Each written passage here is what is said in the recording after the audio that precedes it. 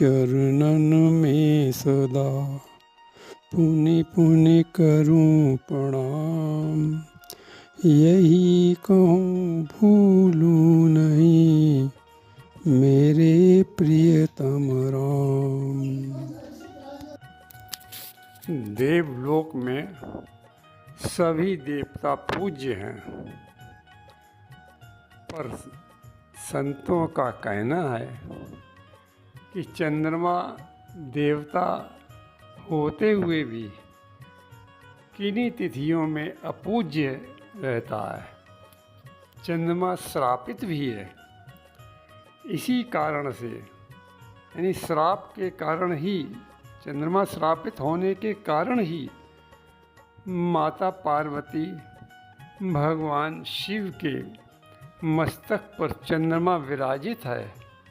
इसलिए वे चंद्रमा के विराजित होने के कारण भादव माह की दोनों चतुर्थियों पर अपने पति चंद्रशेखर के मुख का दर्शन 2 दिन करती ही नहीं है।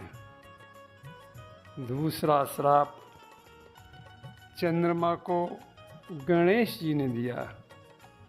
ये श्राप उस समय दिया जब गणेश जी अपने वाहन मूषक पर बैठे जा रहे थे और वे किसी तरह से फिसल गए। चंद्रमा उन्हें देखकर उनका मजाक बनाकर हंसने लगा, तो ये बात गणेश जी को बहुत बुरी लगी और गणेश जी ने उसे श्राप दे दिया कि तुझे अपने रूप पर बहुत घमंड है, जा, तेरा जो दर्शन करेगा उसे कलंक लगेगा। ऐसा भयानक श्राप जब देवताओं को मालूम हुआ तो सभी देवता मिलकर गणेश जी के पास गए और उन्होंने चंद्रमा पर कृपा करने की प्रार्थना की।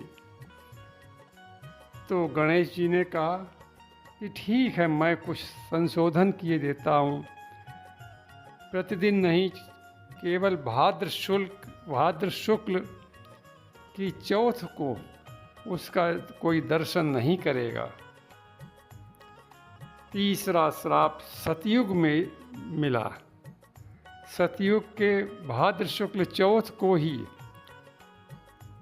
चंद्रमा ने देवगुरु बृहस्पति की पत्नी तारा के साथ व्यभिचार किया था।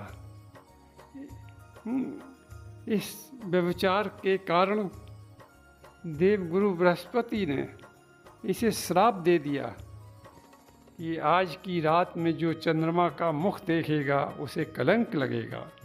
ये दिन भाद्र शुक्ल चौथ का ही था।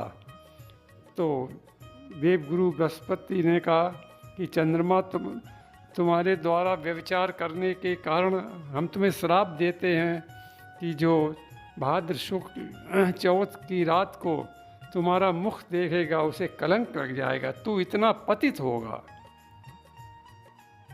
भगवान कृष्ण ने भी भाद्र शुक्ल चौथ को चंद्रमा देखा था तो उन्हें मणि की चोरी का कलंक लगा था।